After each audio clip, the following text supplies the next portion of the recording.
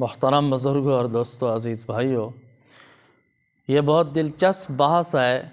کہ شب قدر سال میں 2 مرتبہ آتی ہے یا 1 مرتبہ آتی ہے۔ شیخ ابن عربی رحمۃ اللہ علیہ فرماتے ہیں کہ میں نے شب قدر کو شعبان المعظم میں 2 مرتبہ دیکھا ہے،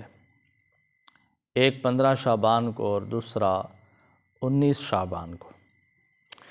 اور پھر مزید ارشاد فرماتے ہیں کہ شب قدر کو میں نے رمضان المبارک کے درمیانی عشرہ میں 2 مرتبہ دیکھا ہے، 13 رمضان کو اور 18 رمضان کو۔ اسی طرح فرماتے ہیں کہ میں نے شب قدر کو رمضان المبارک کے آخری عشرہ کی ہر طاق رات میں دیکھا ہے، تو زیادہ تر یہ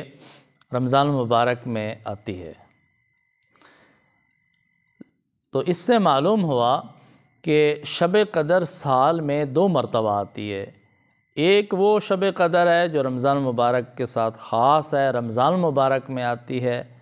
اور ایک شب قدر وہ ہے جو رمضان المبارک کے علاوہ سال کے کسی مہینے میں بھی آ سکتی ہے۔ امام شاہ ولی اللہ محدث دہلوی رحمۃ اللہ علیہ کی تحقیق بھی یہی حضرت فرماتے ہیں کہ شب قدر سال میں 2 مرتبہ آتی ہے، ایک شب قدر وہ ہے جو رمضان المبارک کے ساتھ خاص ہے، رمضان المبارک میں آتی ہے، اور زیادہ تر رمضان المبارک کے آخری عشرہ کی طاق راتوں میں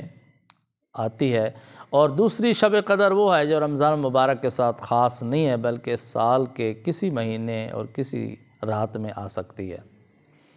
تو مولانا محمد زکریا صاحب رحمۃ اللہ علیہ فرماتے ہیں کہ میرے والد گرامی رحمۃ اللہ علیہ کا بھی یہی موقف تھا، ان کے نزدیک بھی راجح یہی قول ہے کہ شب قدر سال میں 2 مرتبہ آتی ہے،